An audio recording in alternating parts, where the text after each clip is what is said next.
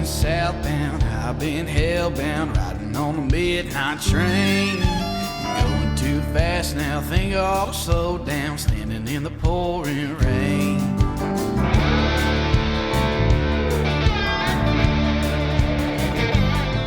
What's going on, guys? Tristan and Tony back with another episode of the One Hell of a Life Outdoor Podcast. And tonight we got Buck Heath. I think this is the third time we've had Buck on. We're missing Jay tonight, but if you guys have listened to us, you've heard Dirty Duck on the podcast. If you've ever listened to us, just from a commercial standpoint, but it's a peas and carrots thing. Yeah, it really is. You may have even heard last time Buck and Jay were on. So we're excited to have Buck on tonight and just kind of catch up and talk about whatever. Thank you for joining us. The owner, the establisher, the OG of Dirty Duck. And you guys are, I was going to say, you guys are too nice. No. And Buck, please, I know it might feel like a broken record to you, but, introduce yourself, talk, let people know a little bit about you, who you are. I think you're an intriguing individual. And, where Dirty Duck came from. I mean, because I think that is just part of, drinking coffee is a lifestyle. It really is. It's a lifestyle thing. It's a trend that is so popular nowadays. And y'all hit the nail on the head with combining the ducks with the coffee. Oh yeah, and but when you get to hear where it came from, that's when you go, yeah, dude. Folgers can kiss my ass. Go ahead, Buck. Yeah. It was Dirty Duck kind of started. It was just a huge accident, I guess you'd have to say, or it was kind of happened by luck and by some chance. But when I was like 17, 18, Jay Peterson, the other co-founder of Dirty Duck, took me duck hunting the first time, and I grew up upland hunting, so I was used to being a hunter, turkey hunting, all that stuff, but had never been a waterfowl hunter.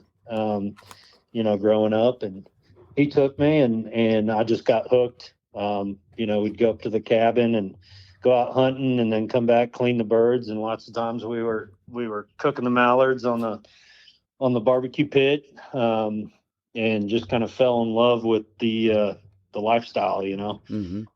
Kind of felt like a manly thing to do, to go out and hunt, kill your food. And then I got intrigued with, learning how to be a good duck hunter, how to call, train dogs, set decoys, everything that kind of goes into it, how to figure out these crazy birds with the brain the size of a pea that are outsparking me. Yeah.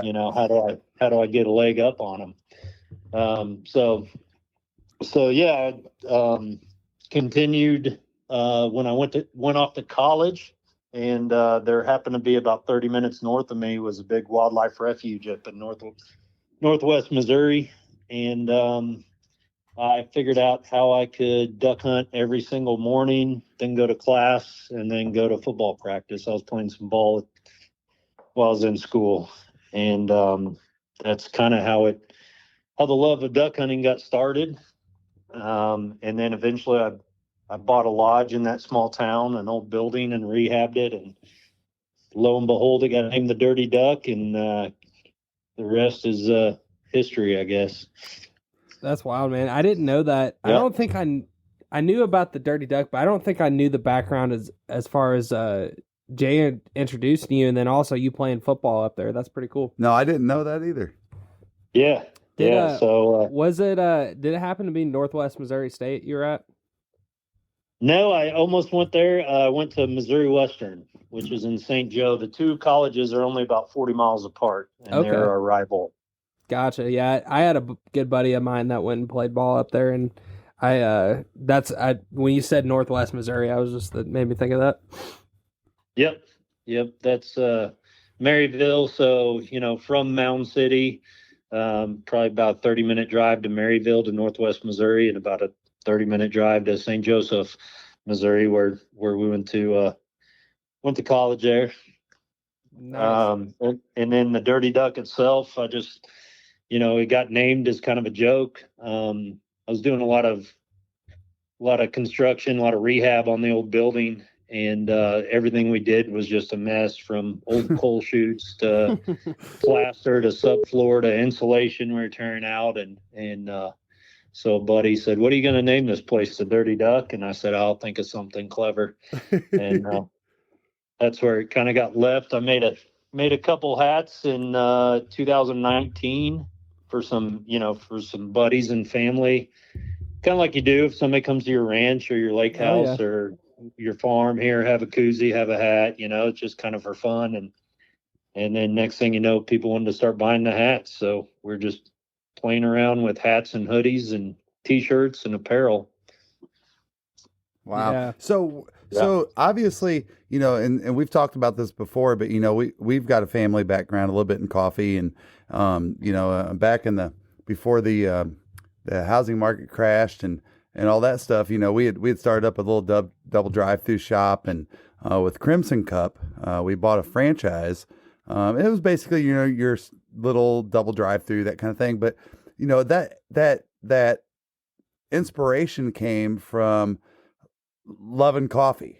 I mean, that's why we did it, is because, not just myself, my wife, but it was a family deal, Tristan, my in-laws, everybody, we loved it. So, I'm kind of curious, with Dirty Duck, where did that inspiration come from? Was it something that, you guys were just like passionate about coffee, or was it just an idea? I think it kind of came along with the territory from those college days. I'm not sure I was really a coffee drinker until I became a duck hunter. And Gotcha. it was early, it was cold, and coffee, we probably stayed up too late the night before. And Yep. It just seemed like coffee was part of the routine, from the guns to shells to the waiters. It just seemed like it was part of the equation, was having coffee every morning. Sure. And back then I used to, for whatever reason, I used to go to the grocery store and buy beans and buy kind of better stuff than just the cheap Folgers. And so I kind of enjoyed drinking a little bit. I wasn't a coffee snob or anything like that, but I did have an appreciation for a little bit. But you are better now. Coffee. Yeah, I'm kind of a yeah, it's hard to drink anything else. I've kind of gotten ruined. Sorry to hear. What's going on, guys? If you're planning a spring break visit to the Florida Panhandle, down there by the Gulf of America, then make sure you book a charter with Williamson Outfitters. From March to May, Williamson Outfitters offers amazing inshore fishing, awesome flounder gigging, and epic hog hunting with dogs. They also have an incredible hunting lodge in East Point, Florida that's available. Spots fill up fast, so book today. Call or text 850-251-8650 or visit floridaducks.com. Mention you heard about them on this podcast and get 10% off. Interrupt you, Buck. I just thought it was a good time to throw that in. Yeah. But we didn't. In the time, I don't think we had cable at our first duck lodge, and so I was watching John Wayne DVDs and Clint Eastwood. That's where kind of the Missouri boat ride, the Josie Wales bag came from. That's awesome. And I just decided, well, John Wayne probably drink his coffee black, so that's how I'm going to drink my coffee, and that's kind of the way I started. That's awesome. That is so awesome. And if I remember right, when we're talking about the Dirty Duck, it's almost like you created like a little culture there, around there, right? I mean, like everybody kind of knew this is the Dirty Duck. I just think it'd be cool if I could go there right now, Buck. Yeah. Yeah, it's kind of my glorified man cave, I guess you'd say. Kind of my favorite place to go. It's an old 1887 built brick building on the downtown Main Street, and upstairs is like a big loft apartment, and that's where I live. And then downstairs is kind of the hangout. We have bands in there a couple times a year and all that good stuff. Very cool. So very cool. Now, do you live close to the Dirty Duck, or where are you guys in relation to that? So most of the year I live down near San Antonio, Texas. Oh, no kidding. I didn't know you were. Yeah, all right. And Jay's in Kansas City, but I spend all of averaging about 6 weeks out of the the 8 that we get for duck season. I'm up there at the lodge. No So, kidding. That's awesome. yeah, I get kind of spoiled. I can pass on a lot of the days where it's going to be 60 degrees or 65, just not when the ducks are stale, and the weather's fair, I'll find something else to do, work on the place, or, other than just go and sit and stare at the sky and, Right. so I can kind of cherry pick the really good days. Right. Well, and we've talked a lot on this podcast, particularly with Austin from the Quack Shack, which I know you guys are close with him too. About we've had conversations with him on here and other people about kind of the relationship between balancing that business life and like your duck hunting life. And I know that from the last podcast we had you on and on social media, you do sales, right, for a clay what are the clay machine company? Yeah, for MEC, MEC. They're a Wisconsin-based company, but I've been doing it since I was in college, setting up sporting clay tournaments. I help run fundraisers, design gun clubs, and private 5 stands on ranches and all that kind of stuff. So, wow. I didn't realize there was that much. I mean, that makes sense though, be on that side of like the setting up of it. But I was just thinking that, it would be as simple as selling the machine. I didn't realize that encompasses all of that. Mm-hmm. Yep, absolutely. I do about 25 fundraisers a year.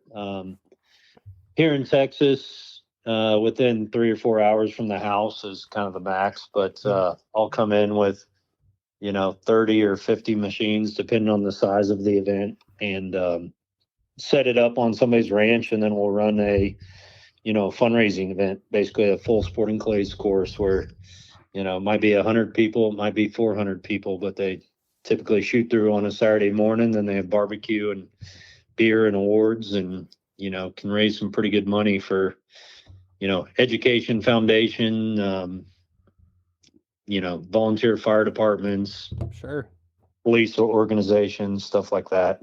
Yeah, no, that's awesome. And when it comes to duck season, I mean, are you kind of just like, do you basically do the bulk of your work throughout the summer so you can kind of do what you want during duck season? Or are you just kind of like, just doing just like computer work and stuff during duck season? Like, how does that all work out? Yeah, it's kind of seasonal. So spring is busy, and then fall is just crazy. So I'll go most of September, October, first couple of weeks of November without an open weekend, running these events. So they're really stacked up. So about the time that I can get done with the events and then get up to Missouri, I'm typically pretty worn out and ready to kind of relax and shoot ducks and kind of shift gears. And then I can typically take care of the business via phone and email from that point. So yeah, no, that's awesome. That's as a salesperson myself, that's kind of that's like the dream. That's where I'm trying to go.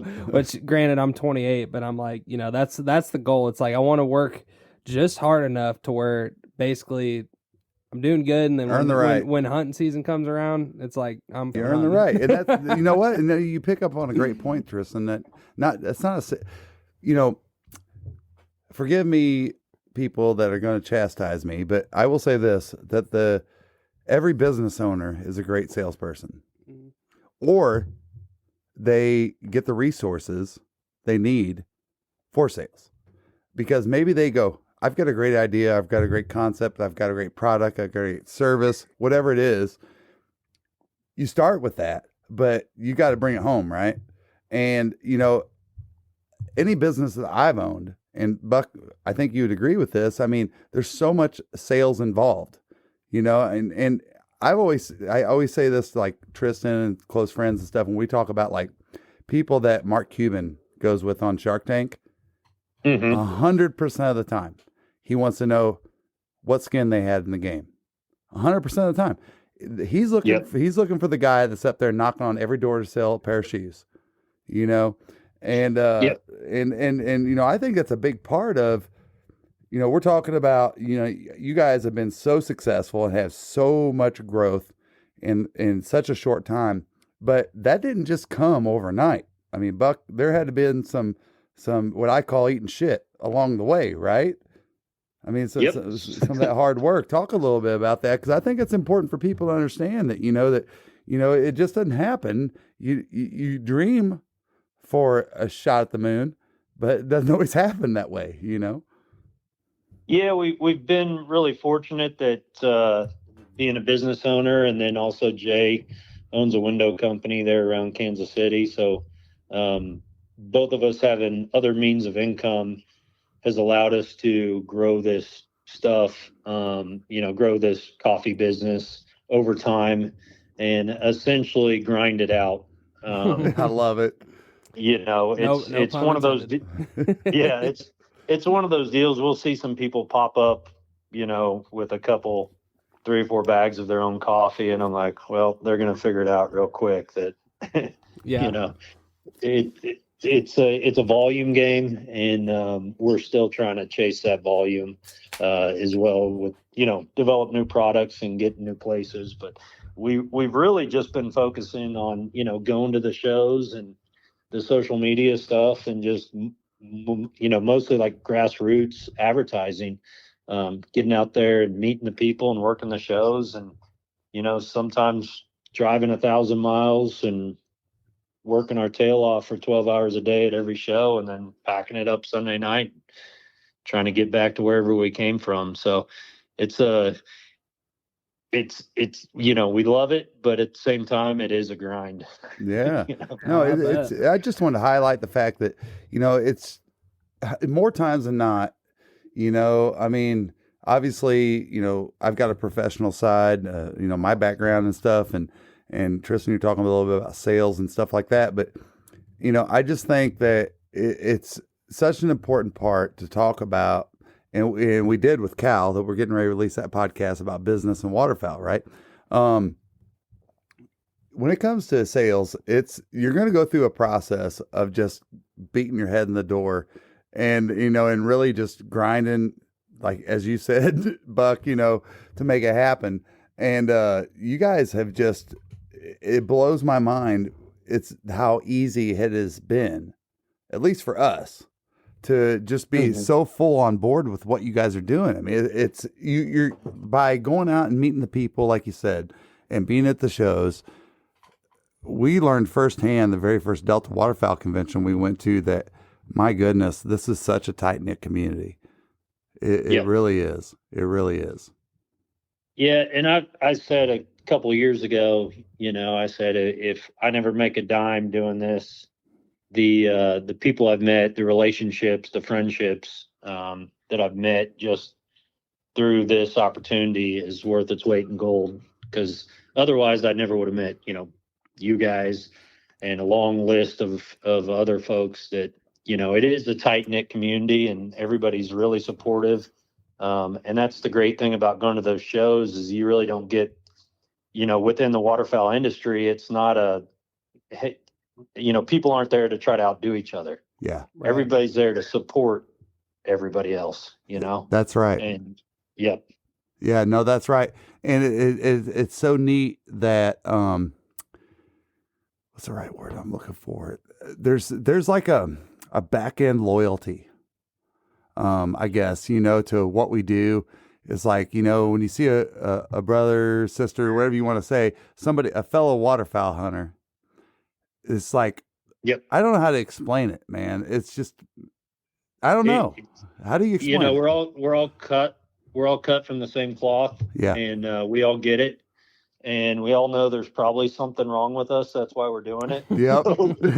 So we're all part of the club, we're all squirrels in the nut house. That's right. That's right. And, I find it, my deepest background is in bow hunting deer in Illinois and everything, and I've been deep into that, all my life, especially because of my mom's world record she set and everything. And, I didn't see that in the deer hunting community, and the bow hunting. I mean, a little tighter in the bow hunting community, I guess, than just saying the deer hunting community. Bow hunters are a little bit tighter, I guess. But in the waterfowl community, it's like bullshit will be discovered so fast that you don't have time to catch up with. I mean, it will, if you're not legit and if you're not like really trying to do something for the right reasons, and you're a respectable person, respectable company, you're not a liar, cheater, all that stuff, that shit will be called out on you so fast in the waterfowl industry, I feel like, than any other thing I've endured in the outdoors. Well, I think what it kind of comes down to is like the style of hunting, I mean, you're sitting there with 6-7 people potentially in a pit or wherever you're at, or I mean, you can go out there by yourself if you want to, but deer hunting, it's always like you're kind of just by yourself for the most part. And I think outside of camp, yeah, and I think it kind of bleeds into the sport versus waterfowl hunting. Everyone, because it's like it's so much easier to take somebody waterfowl hunting when it's like you have 3 people going and you got 3 more spots in the blind or the pit or whatever, and then you're like, okay, I can. It's more of a communal thing. Yeah, and I think that bleeds into everything. And if you're a deer hunter out there and it's not like you can invite somebody to sit in your tree stand with you. Right. So it's like, right. I mean, I don't want to go like too crazy down the rabbit hole, but whatever. It's in the teens that morning, and maybe you're chasing ducks or geese. But now it's September, and it's 85 degrees, and you're hunting early teal or geese. As a waterfowler, you need dependable weather protection that will not break the bank. Founded in 1996, Frog Togs is not only the leader in breathable wader technology, but a company you can depend on to keep you warm and dry, head to toe, no matter your hunting environment. Stay bone dry by using discount code ZD315 for 15% off not only your first purchase, like most discount codes, but how about every single purchase you make from now until December 31st, 2024. Whatever it is, if you're not being genuine about something, you're doing it on your own. Yeah. You're kind of on your own. Yeah. But if you're with a bunch of people, it's, I mean. People call bullshit on that real quick. Right. Yep, for sure. So. For sure, man. So Buck, talk about you personally have had some damn good waterfowl experiences in the last year. Starting out, where'd you start out last year? Alberta. Talk about that trip, because I saw the post and you guys were hammered. Yeah. So what was that like for people that's never been to Alberta? I mean, talk about that. It was excellent. So I've been to Saskatchewan before, and it kind of turned into a crazy trip where all my luggage got lost, and then a blizzard was blowing in, and the guys coming from, I was up there at the Heartland Waterfowl crew, and we got to hunt, like 2 days, and then they had to get out of there because there's a big blizzard in Dakotas. Oh, man. So that was 4 or 5 years ago. And then I got this trip to Alberta to Black Dog Outfitters, and man, we just kind of hit it right every day. We had a good group that went. My father got to go. Oh, that's awesome. Took the Quack Shack guys got to join us, and also one of the guys who, when I was at college age and right after college, he kind of taught me everything I knew about duck hunting. So it's kind of a special group that we got to go up there, and man, the guide just put us on the X. So that's awesome. And was it mostly mallards, or what were you guys shooting up there? Man, we were we shot almost everything. Really? From snows to specks. Got into some honkers, and then we did have one day where we were getting pretty thick into the mallards, but I think the last morning they took our group and then another group, and they said, "Hey, do you guys mind hunting together? We got a place scattered out and it's going to get pretty greasy." And we're like, "Well, we don't care." Sure. So there's a pretty decent sized group of us, and that was also the day we were flying out. So at like 10:30 in the morning or whatever time, I think we were taking photos, and we had like 150 birds on the ground. Yeah, big pile of ducks, but a lot of them, they're pretty much mostly white geese that morning. So it was just, I spent most of that morning in a layout blind just filming with my phone. It was incredible. That's awesome, man. And Yep. what are the limits up there? Or does this, because I know like when you get out west, like some of it gets weird. Like you can shoot, like in Idaho, you can shoot like 7 mallards and like 15 specs, I think. Yeah. Like, what are the limits out there the same as like what you see here? Or was there anything weird with the limits? I don't know what they were off the top of my head, but I know they're pretty liberal. So Yeah, that's awesome. we could do plenty of shooting. I don't even know what they were. I mean, it was one of those situations where most of the time we weren't shooting our limits. Yeah. But also we had a guide with us the whole time. Right. And so we were just, and then we had some afternoons too where I was like, hey, we're good. Let's go ahead and start picking up in the daylight so we're not out here after dark. And, they were like, really? And I'm like, yeah, like we don't need to sit out here and shoot another dozen birds or whatever. We've done plenty today. So, yeah. And at some points it's kind of like, at least with me, like when the hunting's been good on trips, whether it be deer hunting or duck hunting, it's kind of like, man, I'd rather just hang out and drink beer tonight and not go in the morning. Those. I want to put some sticks. I want to put some sticks in the fire. Okay. Or whatever it is to have that experience. I mean, whether it's you sitting around the campfire or hanging out with good friends or whatever it is. Yep. Yeah, it was great. With Black Dog, we got to hunt morning and evening, which is, lots of times if you're going out, to Canada, you're waking up at 3 or 4 in the morning, setting up decoys and doing a big hunt that morning. And then you kind of come back, get something to eat, maybe take a short nap, and then you spend the rest of the afternoon scouting, trying to figure out where you're going to hunt the next morning. What was the environment like, Buck? Like, what's the visual like? I just love that I've been so fortunate to hunt in different environments. I mean, like we cut our teeth in the marshes of Florida, coastal areas, that kind of thing. Getting your ass kicked by the tide, all that stuff. And, when we first went to Arkansas and saw a mallard fall from the timber or into a rice field, it was so cool to us. I mean, like, I don't even know if we gave a shit that we shot a duck because it was so freaking cool. The environment that we were hunting in was so neat. So I say that to say, what's the, like, build the visual, like when you're up there in that area, are you like hunting potholes? Are you hunting corn flooded bottom? I mean, what's it like? So it was an area that was big with like agriculture. Mm-hmm. So you had kind of like you see in the States where you have the fields that they're, basically farming. Some of them barley fields, pea fields. And then, you had some timber and some tree line.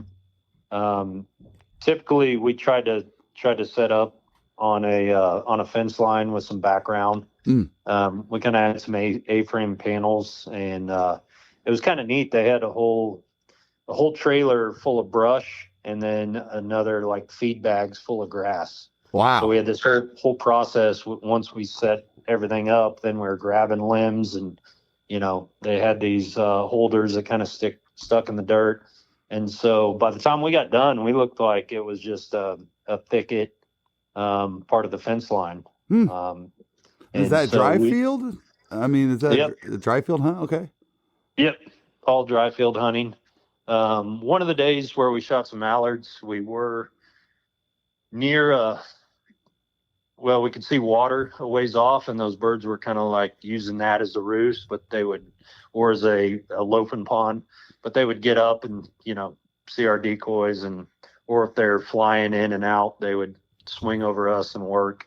We had a lot of juvie snow geese that were just like kamikazes. They would just lock up from high and come. There's a couple that couldn't have dropped any quicker. Just locked up, flipping up and up, upside down, like holy cow. So yeah, dude, when especially like when juvie Rossies do that stuff. Oh, I've been telling Tristan, and the only reason I have more experience snow goose hunting is because I did it for 3 or 4 weeks last year in Arkansas. Dude, I got this like itch and this obsession with when they do it right, it is so gratifying. It's so like, I don't know, like if somebody like said you had to pick between snow goose hunting and duck hunting, like this time in my life, I might be swayed, towards the snow goose hunting, to be honest, because it's just, I don't know, man. It got me like super addicted doing it. When they start doing flips and falling, maple leafing and all that. Oh gosh, stupid. Yeah, it's pretty awesome. Now, Missouri, you guys, do you spend any time out there for snow goose hunting in Missouri, or do you guys kind of pack it up after duck season? I pretty much just kind of go for duck season, and then typically I'll get up for a couple days during snow goose season, but I don't get too jazzed up about it. I know. There's a lot of spreads. There's a lot of people hunting, and some of them do pretty well. But I've been on a lot of snow goose hunts where I remember why I don't particularly care for it. So No, and I think one of the Do you want coffee that doesn't suck? Get the Duck. Dirty Duck coffee is made specifically for the waterfowl enthusiast. Enjoy flavors like Morning Wood, Dark Dynasty, Cinnamon Teal Snickerdoodle, and First Flight to unlock the flavor that you'll enjoy in the blind for years to come. Our friends at Dirty Duck Coffee Company are now offering all Zero Duck 30 followers a 15% discount when you use code ZeroDuck15 on your next order. major things with me, like with goose hunting versus now specs. I do like specs just because they taste so damn good. But with goose hunting, like the thing that's always drawn me about duck hunting is like the mixed bag aspect of like, depending on the environment and all these factors, you never really know what you're going to get. And in some environments, you like go just to that environment to get that type of species or whatever. But with geese, it's like you kind of know what you're going to get. It's the same thing over and over again, which is fun, but that's not what drew me to waterfowl. The mixed bag thing is what drew me to waterfowl. So that's kind of my 2 cents on the whole goose hunting thing. But yeah, I can typically tell you, to me, the ducks make sense. I can tell you why we're doing good or why we're not doing good.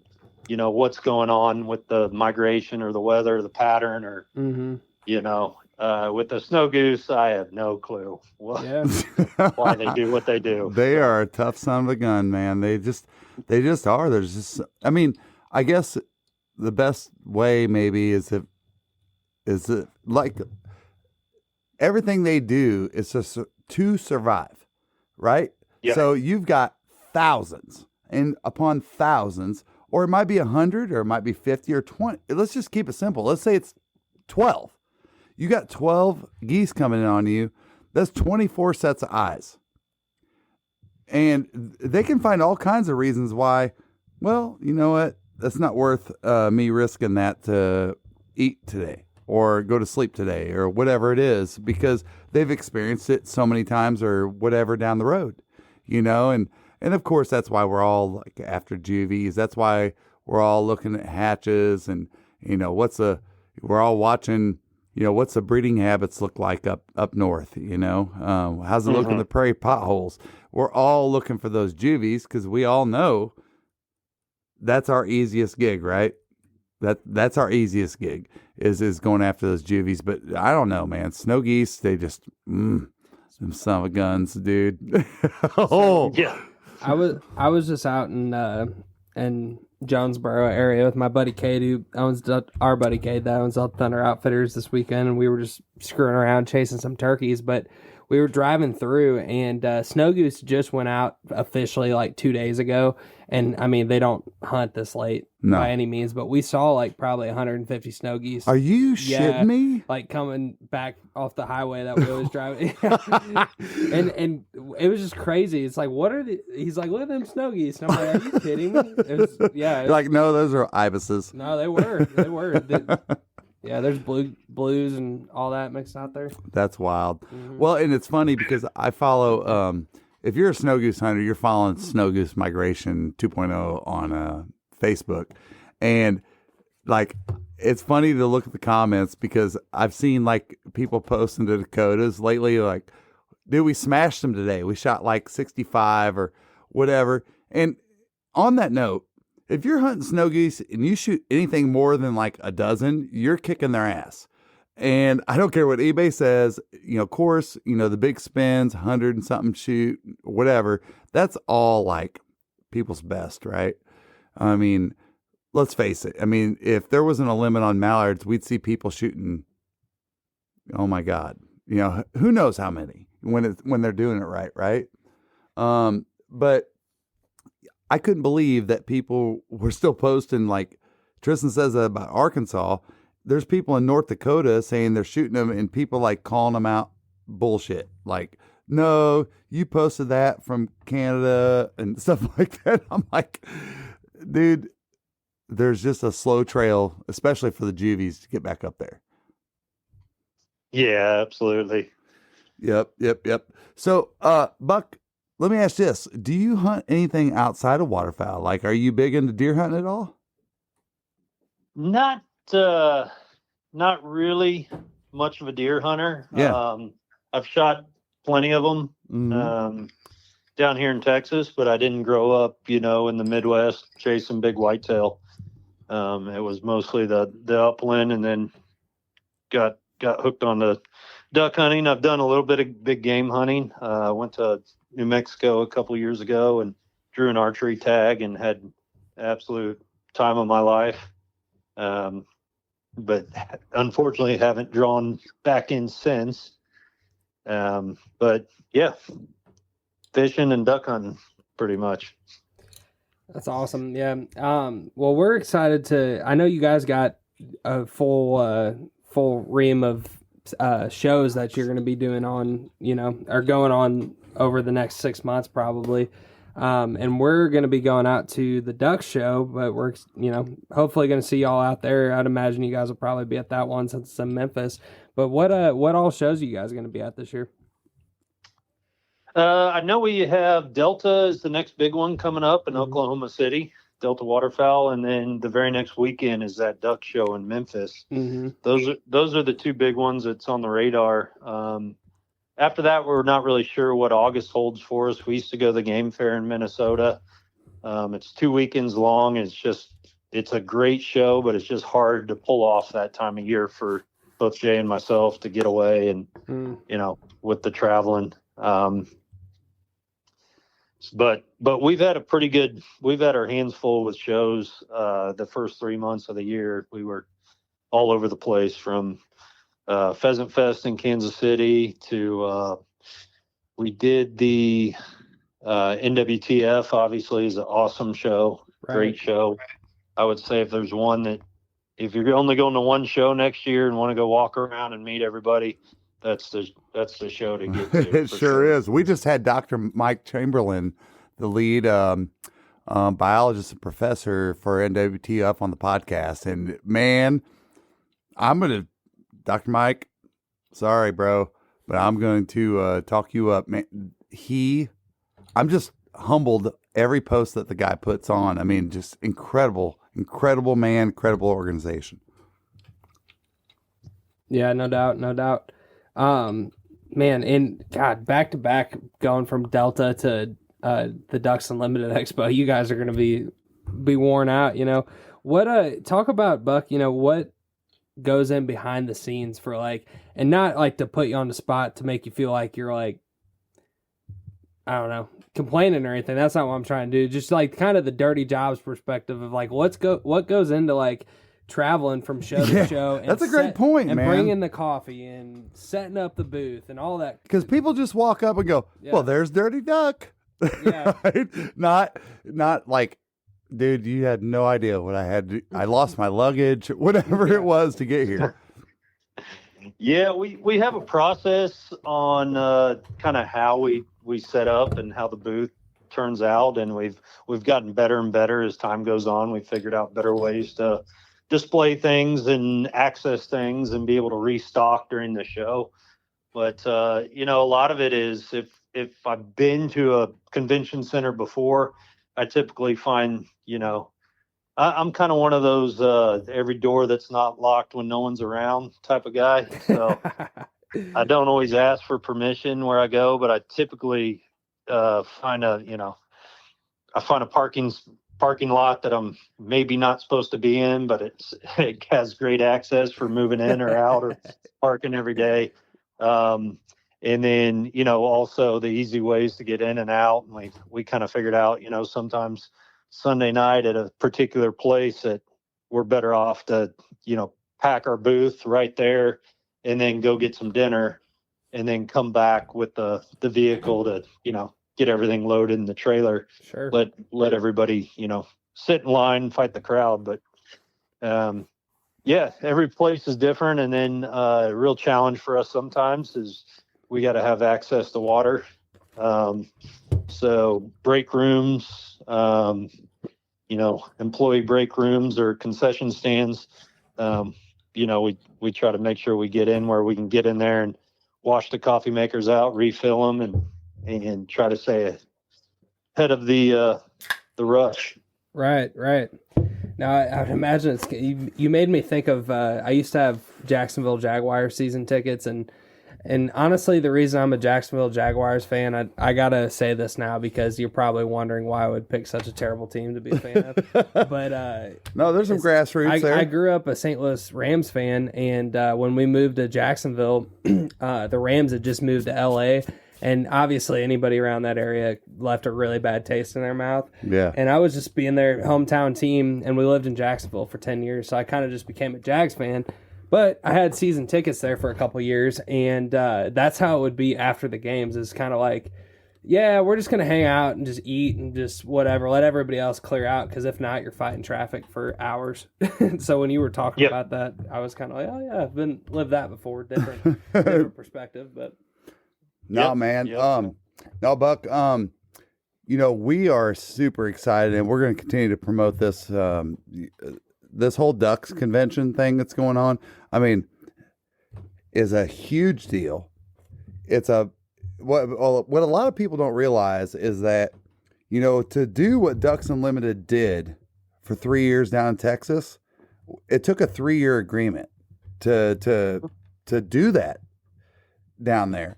And so, I mean, when it comes to making deals, there's got to be a little bit of a commitment, and Ducks Unlimited did that. And a lot of people were like, well, why are they in Texas every year? They're truly, I know a lot of people with Ducks Unlimited, and they're so internally excited about coming back home for this thing. DU headquarters is right there in Memphis, Tennessee. Incredible place. We've been lucky enough to be able to walk through that place. The corporate like if you guys can call corporate and ask to do a tour, because it's amazing. I mean, there is stuff from like almost 100 years ago. Yeah. In there, in actual every duck stand, every Ducks Unlimited, even journals made, written. Yeah. I mean, just amazing stuff. And if you're coming to the Ducks convention, I would 100% recommend that you schedule a tour at the Ducks Unlimited. They're probably going to fill it fast. That or check out the museum in the pyramid. That's really yes, too. Of course. Yep, no doubt about it. Yeah. But no, we're looking super excited about coming by the Dirty Duck booth there, and for multiple days this time. Yeah, and I wish we could get out to the Delta event this year, but just due to logistics and our jobs, that pay the bills, we can't make it. But we are going to make it for that, and we can't wait to stop by the booth and help sell some Dirty Duck coffee, man, because it's easy to do. Heck yeah, we're looking forward to that show as well. I know Delta and Ducks are going to be two big ones back to back. So they are. Those two great organizations, and they don't mess around. No, they don't. And I'm excited to see. I've never been to a Ducks Unlimited convention show. It's just been Delta that we've made it to. And I mean, you're talking about the logistics for us to Oklahoma. It's like, I don't even know, 15-hour drive or something. And it's just like, But Memphis, when I saw that, I was like, oh yeah, we're there. Because I mean, we can be to Memphis in 5.5 hours. It's like cakewalk. Yeah, we've already.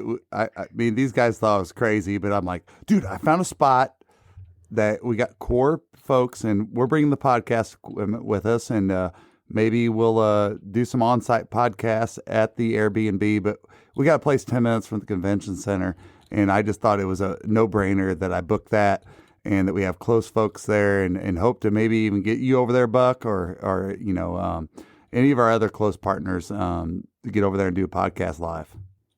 Yeah, we'd love to. We're going to be rolling out some new products right around that time too. That Perfect. I can't mention right now, but you guys kind of are in the know.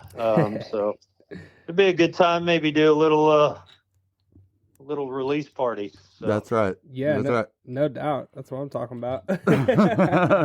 Yes, sir. Man, Buck, do us a good favor and tell everybody where they can follow you, and how they can get this great coffee, dude. Because I promise you all, this is so easy for us to sell. Mm-hmm. It's so easy. Like, they have made it the easiest partnership ever. Dirty Duck has supported us since day one. Again, Buck, I know we told you off air, but thank you publicly. I mean, goodness gracious, thank you. And you guys are just quality from start to finish. I mean, that's just the bottom line. And it's not just a cup of coffee. It's a culture. Mm-hmm. It's. I mean, you love your brand. I even have my wife. You know, we've got a big coffee bowl up there that she has with just beans in it. But sitting on top of that big glass bowl next to our coffee maker is a bag of Dirty Duck coffee. She loves to show it off. She loves to talk about it, and she loves Clint Eastwood. So that is awesome. Well, we appreciate you all also. Yeah, you can find us on all the socials at Dirty Duck Coffee, and then on the interweb, dirtyduckcoffee.com. You can buy hats, shirts, merch, coffee, cans of cold brew. We got more cans of cold brew being released shortly. And don't forget about our coffee club subscription service, which is 20% off. And you said it, and it ships right to your door. You can't beat that. Make it easy. Are y'all still doing? And forgive me if I'm not trying to put you on blast here, but are y'all still doing where outfitters can reach out to you and kind of get a kind of situation set up on their coffee where it's a subscription type deal, or how's that work? Yep, absolutely. We have an outfitters program, and we love working with outfitters. It provides, quality coffee for them to serve their guests, but then it's also great exposure for somebody that's, coming to a place hunting. Maybe they've never heard of us. Maybe they've never tried us. And, usually they're leaving a fan. So we love working with outfitters. Awesome stuff, man. Well, Buck, can't thank you enough, man. Humble to death, dude. Thank you so much. And, we live on pins and needles. Just, you know what I'm talking about, Buck. This isn't easy, what we do. It's not easy to go out and put coffee brands out. It's not easy to go out and, do you think that we want to do a podcast all the time? I mean, but honestly, it does help the fact that, if I'm being selfish, even if we have a guest on that, I'm having a bad day or anything like that, I get to sit with my son and do this, and I don't take that for granted at all. And the fact that I get to meet so many great people like yourself and have folks like that on the podcast, I can't, as a dad, not sit there and just go, man, I never had this. You're growing up, and what these guys get to look back on, that's recorded, whether it be audio, whether it be video, the relationships. I love it, man. And thank you for being such a supporter of us. Absolutely. We appreciate y'all. I've been southbound, I've been hellbound, riding on the midnight train. Going too fast now, think I'll slow down, standing in the pouring rain.